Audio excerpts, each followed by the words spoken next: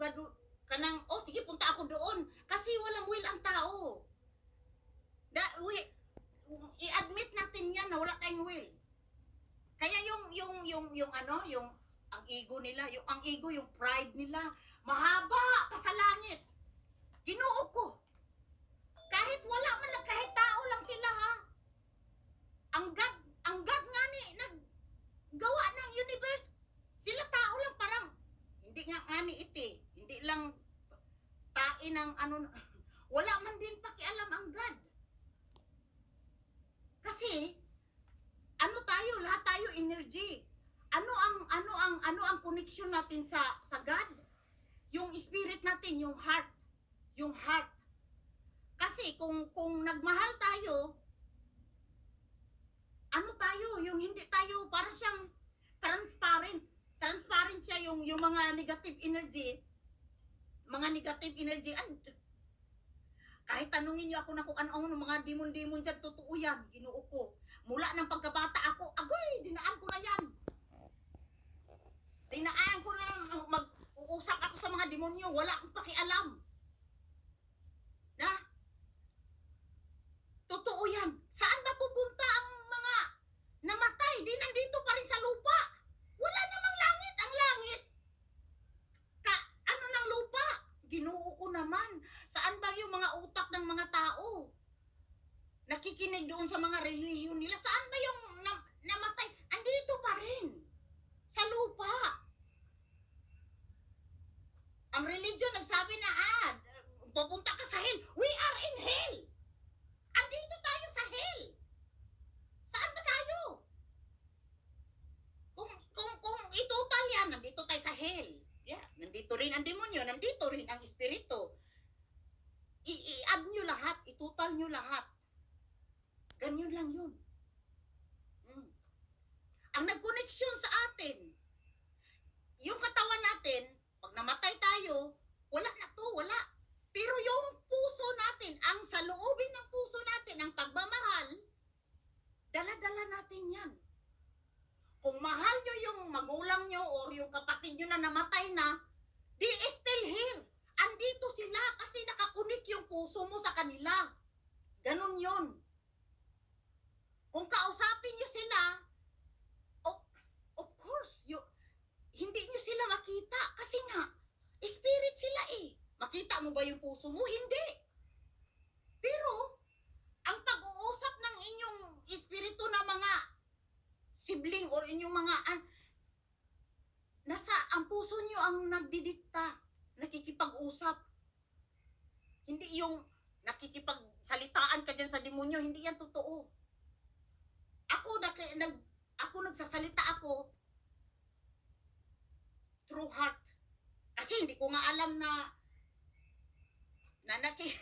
nakikipag-conversation na ako sa grave. Yung lolo ko. Na hindi man alam walang nakaalam sikreto sa lolo ko at saka kung anong nangyari. Ang mama ko lang nakaalam. Nung sinabi ko na sa mama ko, nagulat siya. Kasi nga, 1 year old lang ako. Nung nawala si lolo. Saan ba galing yun? Di sa grave. Paano siya namatay? Ganon lang yun. Kaya nga, mama ko, sabi niya, sa bata pa ako, 5 years old, sabi niya, hindi daw ako mag-curse ba? Ano ba yun sa Tagalog, oy? Hindi ako mamatay ka sana. Ganyan kasi, talagang mamatay. Yeah. 2 beses na yan nangyari. Nag-swear. Patay agad. Hindi lang abutan ng 3 araw. Ngayon ko lang yun na-realize nga ang yung boses natin, kung ano yung gusto ng puso mo, ganito yan, i-explain ko kasi sabi ni Michael, ganito yan. Kung ano yung gusto ng puso mo, kung mayroon kang gusto talaga na babae, ngayon, ilagay na lang natin babae. Kung may gusto ka na babae, makukuha mo siya kahit kaanong kayaman